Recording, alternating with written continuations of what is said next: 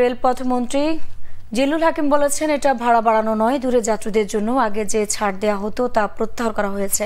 তার দাবি, ভাড়া বাড়লেও তাতে কোনো চাপে পড়বেন না যাত্রীরা। মিরাজ হোসেন গাজী রিপোর্ট। উপমহাদেশে কম খরচে যাতায়াতের বাহন হিসেবে ট্রেনের চাহিদা ব্রিটিশ আমল থেকেই।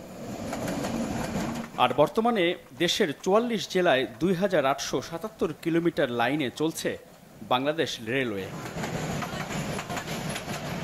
১৯৯২ সালে ট্রেনে ভ্রমণকারী যাত্রীদের জন্য ১০০ কিলোমিটারের বেশি দূরত্বের গন্তব্যে চালু করা হয় বিশেষ ছাড় বা রিয়াত সুবিধা। এমন বাস্তবতায় বছরে ২,০০০ কোটি টাকার বেশি লোকসান দিচ্ছে রেলওয়ে।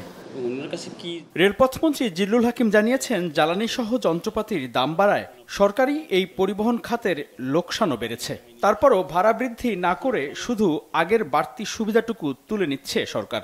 এটা যখন রেলের খুব দুরবস্থা হয়ে গেছিল বেদবিরামালে, তখন যাত্রী টানার জন্যে একটা ভর্তুকি দেওয়া হয়েছিল। তো আমরা শুধু সেই ভর্তুকিটাকেই আমরা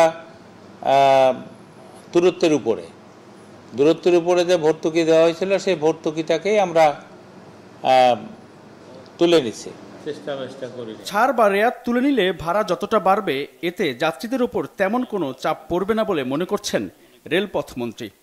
এইটা যে পরিমাণ বাড়ছে দূরত্বের উপরে, এইটা আমার মনে হয় যে এটা আমাদের যাত্রীর উপরে খুব বড় একটা চাপ আসবে না।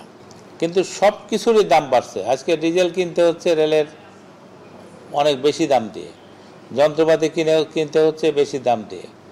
আপনার প্রত্যেকটি জিনিসের দাম বাড়ছে, বাস ভাড়া বাড়ছে, সবই বাড়ছে, প্লেন ভাড়া বাড়ছে, লঞ্চ ভাড়া বাড়ছে, রেলের ভাড়া বাড়ে নাই। আমরা মাননীয় প্রধানমন্ত্রীর সাথে কথা বলেছিলাম, মাননীয় প্রধানমন্ত্রী বলছে না, এখন ভাড়া বাড়ানো যাবে না। তো আমরা শুধু ভর্তুকিটাকে প্রত্যাহার করছি।